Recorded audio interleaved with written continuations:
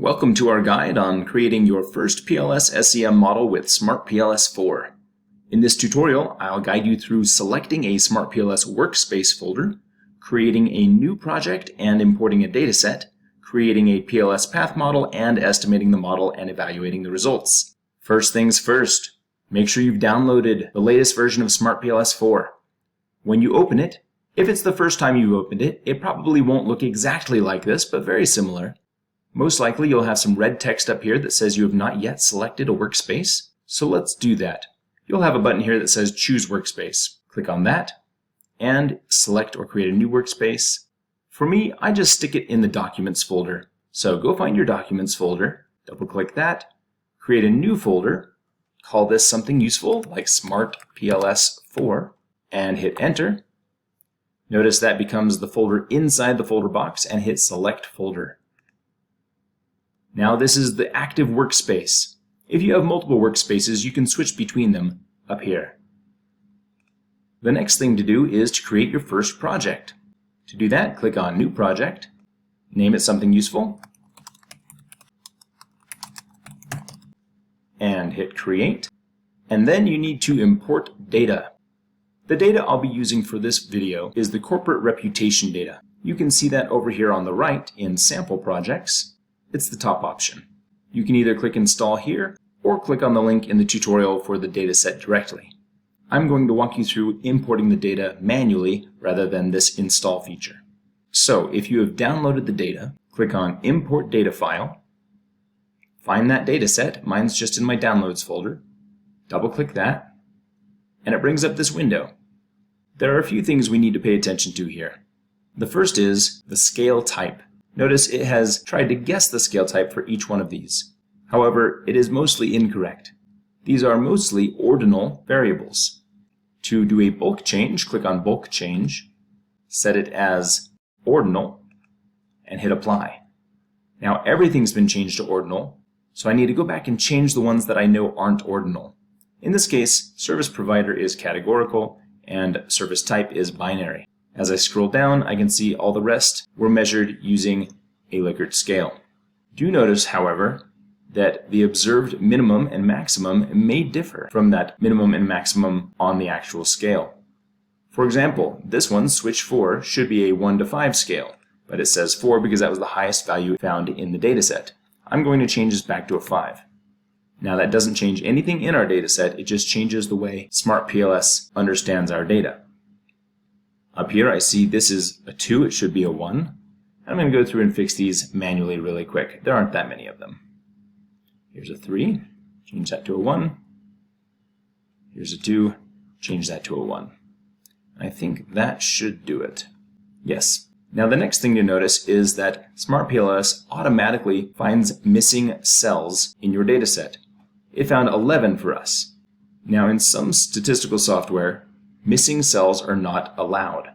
SmartPLS doesn't have a problem with this, but if you're using data that has been used in other software and you've applied a missing marker value, such as -99, you can specify that here, like this, and apply that marker so that SmartPLS knows every time it finds a -99, or whatever your marker was, to not treat it like an actual value, but to treat it as missing.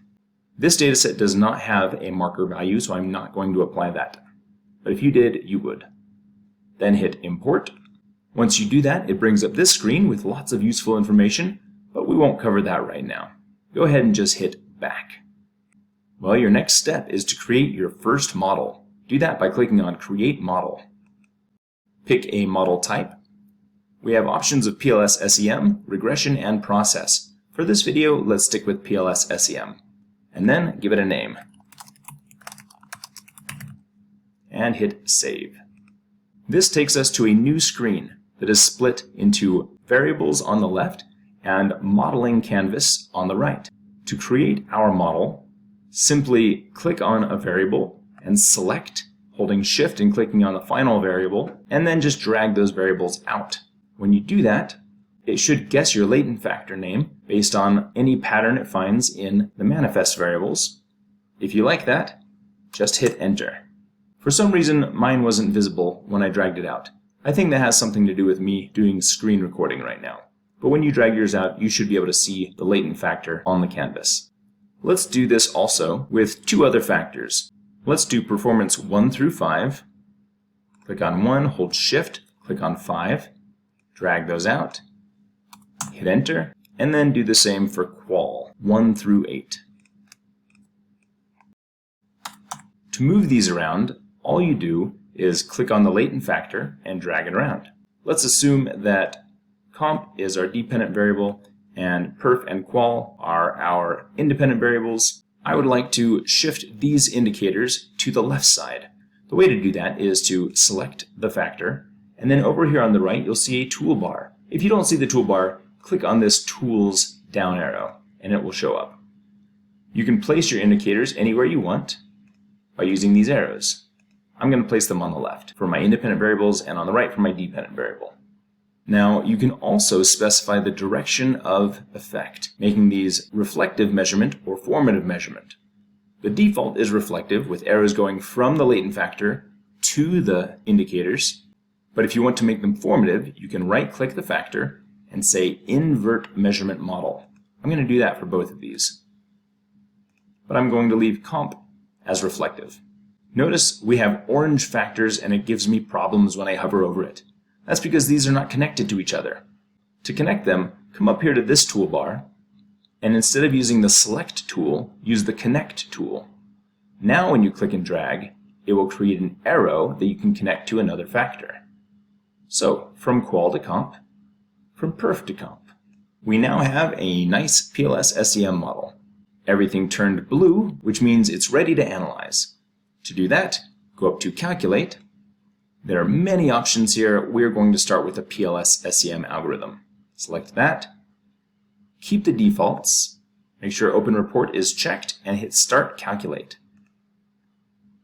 When it's done calculating, the report will show up. You'll see the estimates or path coefficients on the paths of the structural or inner model, and you'll see the loadings or weights on the outer model. You can also see on the left many different reports. We can see the path coefficients, total effects, quality criteria such as R-square or effect size, F-squared, and even construct reliability and validity such as the Cronbach's alpha and the AVE, and discriminant validity such as the HTMT, which is empty for this very basic model, and the Fornaro-Larker criterion, which is also not useful for this model primarily because we only have one reflective factor, and these quality criteria are relevant only to reflective factors. Now, let's go back, click on Edit, and in order to see the p-values on these, we would go to Calculate and Bootstrapping.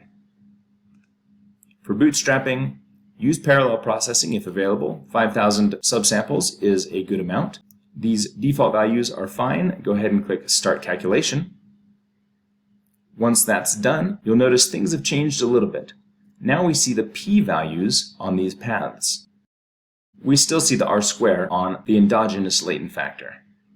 Well, that's a basic intro to getting started with SmartPLS 4. There's lots more to cover, but we'll do that in a different video.